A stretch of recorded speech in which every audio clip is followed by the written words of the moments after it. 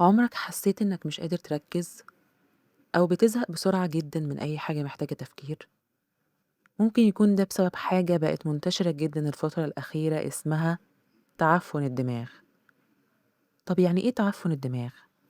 تعفن الدماغ مش مرض رسمي، لكنه مصطلح بيتقال على حالة من قلة التركيز، التشتت، وصعوبة التفكير بعمق، وده بيحصل غالبًا بسبب الاستخدام الكتير للمحتوى السريع زي الفيديوهات القصيرة وإن أنت تقعد تقلِّب بشكل مستمر على الموبايل.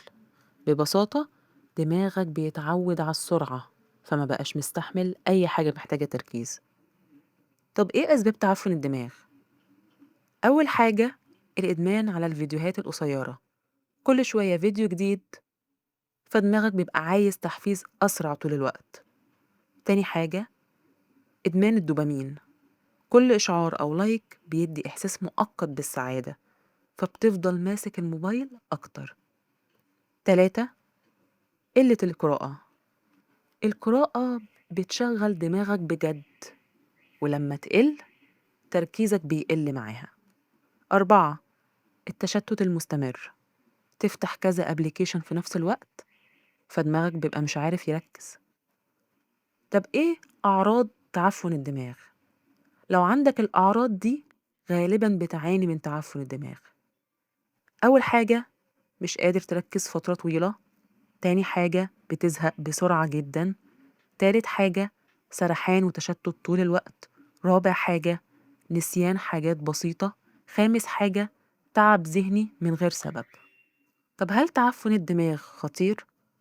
هو مش مرض خطير، بس تأثيره حقيقي جدا، لأنه ممكن يقلل إنتاجيتك، قدرتك على المذاكرة، تركيزك في الشغل.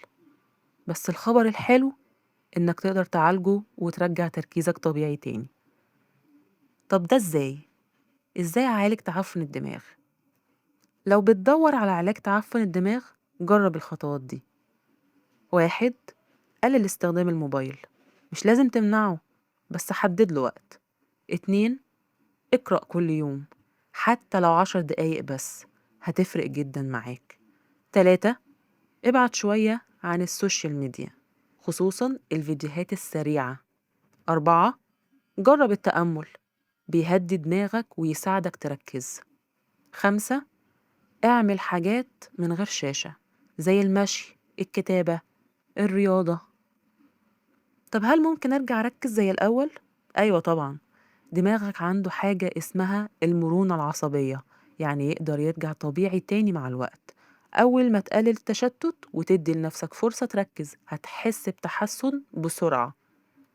وفي النهاية حابة أقولك إن تعفن الدماغ مش مرض حقيقي، لكنه جرس إنذار بيقولك إن عقلك محتاج راحة وتنظيم. مع الاستخدام الذكي للتكنولوجيا وتقليل التشتت تقدر ترجع تركيزك وتستعيد نشاطك الذهني بسهولة. وافتكر دايما إن التحكم في وقتك وعاداتك اليومية هو أول خطوة عشان عقلك يبقى صافي أكتر ومنتج أكتر.